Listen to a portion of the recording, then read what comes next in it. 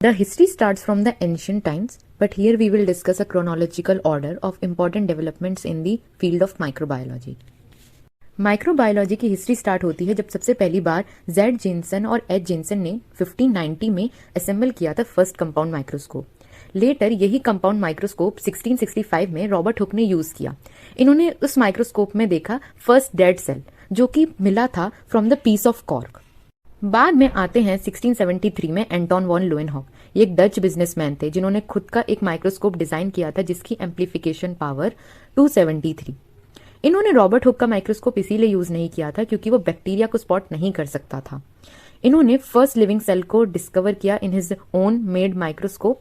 इन्होंने series of letter लिखे to the Royal Society of London until his death. इन्होंने चिट्ठियों में लिखा था कि माइक्रो ऑर्गेनिज्म जो उन्होंने देखे हैं वो प्रोटोजोआ हैं, बैक्टीरिया हैं। उनकी ड्राइंग्स भी सबमिट करी और उन्हें नाम दिया एनिमिक्यूल्स। 1745 में जॉन निडलम आते हैं और एक थ्योरी प्रपोज करी जिसका नाम है स्पॉन्टेनियस जनरेशन और एबायोजेनेसिस थ्योरी। इस थ्योरी के अकॉर्डिंग जितनी भी हम लाइफ फॉर्म आज देखते हैं वो एक नॉन लिविंग मैटर से अराइज हुई हैं। इस थ्योरी को बाद में कई साइंटिस्ट ने डिस्प्रूव भी किया। उसमें से थे L Spallanzani, Francisco Redi, Louis Pasteur by his famous experiment from swan neck flask, John Tyndall. Mid 18th century में लुइस पास्चर ने और भी कई चीजें हमें बताई जैसे कि माइक्रो ऑर्गेनिज्म ही रिस्पॉन्सिबल होते हैं फर्मेंटेशन कराने के लिए। He also discovered the process of pasteurisation जिसमें हम लोग माइक्रोब्स को किल करते हैं by heating process. He is the one who developed vaccines and treatment for rabies. He also introduced the term aerobic and anaerobic. Pasteur ने work किया silk worm की pebrine disease पे। उन्होंने आइसोलेट करके बताया कि जिसको सब बैक्टीरियल मान रहे हैं वो एक तरह की प्रोटोजोअन डिसीज है। 1876 में रॉबर्ट कोच आते हैं। ये प्रपोज करते हैं germ theory of diseases while working on anthrax diseases of sheep. इन्होंने प्रूव किया that anthrax disease is caused by bacterium. Later इन्होंने कई पॉस्टुलेट्स भी प्रपोज करे जिन्हें हम कोच पॉस्टुलेट भी बोलते हैं। इसे हम आगे आने वाली वीडियोस में डिटेल में पढ़ेंगे।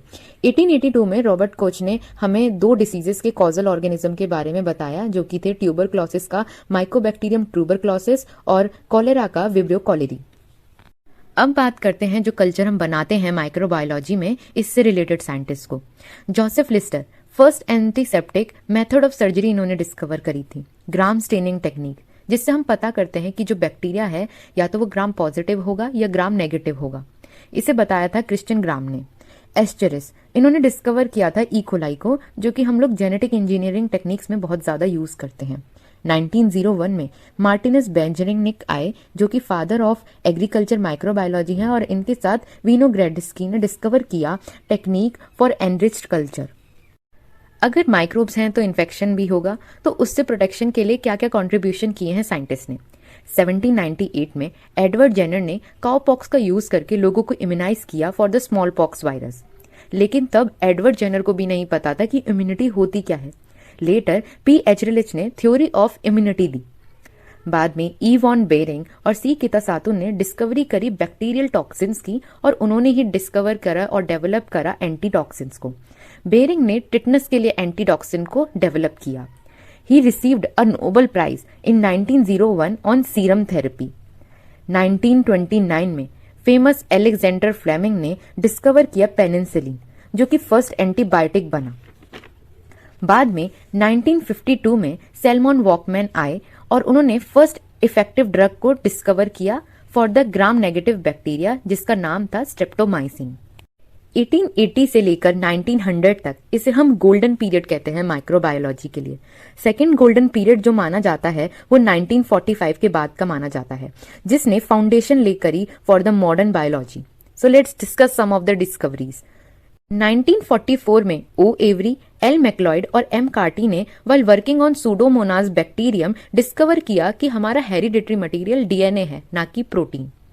1952 में जिस साल स्ट्रेप्टोमाइसिन डिस्कवर हुई थी उसी साल जिंडर और लिडरबर्ग ने डिस्क्राइब किया process of transduction in Salmonella. इसी साल हर्शी और चेज ने बताया कि DNA is the genetic material in the bacteriophage T2 virus that infect E coli.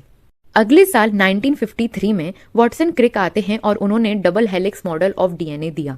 1955 में एस बेंजर ने T4 फाज ऑफ इकोलाई के R सेकेंड लोकस का स्ट्रक्चर प्रपोज किया और 3 टर्म दी, सिस्ट्रॉन, रेकॉन एंड म्यूटॉन। उसी साल एफ जेकॉब और वोलमैन ने डिस्कवर किया बैक्टीरियल कॉन्जुगेशन प्रोसेस को। लेटर उन्होंने ये भी बताया कि ई कोलाई का जो लिंकेज ग्रुप होता है वो सर्कुलर होता है।